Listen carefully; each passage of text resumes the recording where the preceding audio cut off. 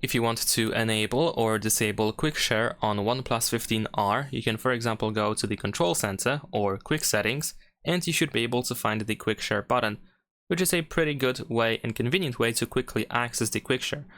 You might need to set it up first, so in case you have to do so, you can just follow the buttons that you can find on the screen, and there we go, that is pretty much it. Now, if you are in the Receive section, then the Quick Share is automatically enabled temporarily, to make sure that you can receive files.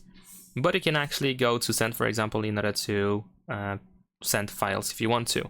On the other hand, if you want to turn off Quick Share, you can tap on your phone over here to go to these settings, and then go to Who Can Share With You, and you can turn off visibility. This allows you to completely deactivate Quick Share so that it is not visible to other devices.